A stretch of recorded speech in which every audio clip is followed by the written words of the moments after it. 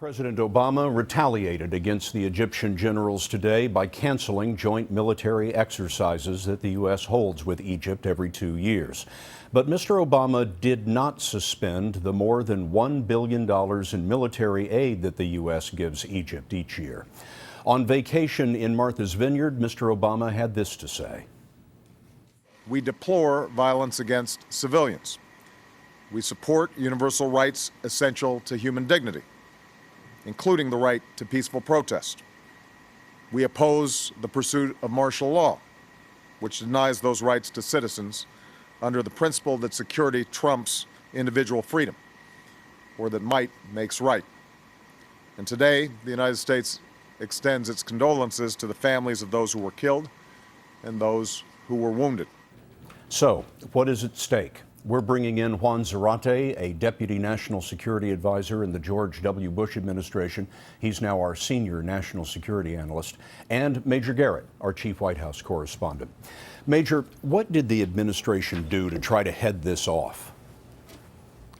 Scott, behind the scenes, the administration proposed at least 2 diplomatic options, and it sent Deputy Secretary of State Bill Burns to Cairo to deliver them, and it asked Republican Senators John McCain and Lindsey Graham to back them up.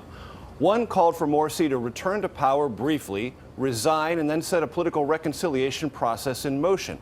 The other called for the Egyptian military to find alternative representatives within Morsi's Muslim Brotherhood movement through which they could pursue a political compromise. When those efforts failed, Scott, up to the last minute, administration officials urged Egyptian military to use restraint, but to no avail.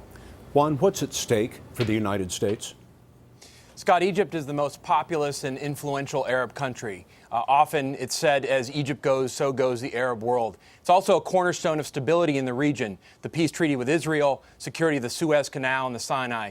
It's also a key U.S. ally on issues like Syria, Iran, and terrorism. And so what happens in Egypt matters to the United States.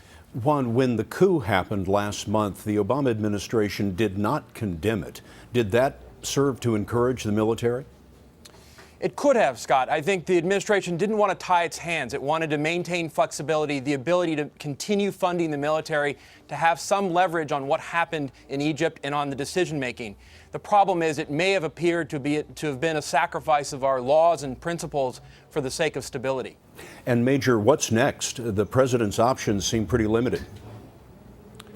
Well, the president, Scott, could suspend some or all of that estimated $1 billion in annual U.S. aid to Egypt. He could also discourage international lending and foreign investment in Egypt. What's clear, Scott, is the calibrated attempt the administration has had to redirect Egyptian policy has failed, and the president's patience is wearing thin. One top official told me today, and these are his words, "We cannot sustain a relationship with Egypt if these actions continue."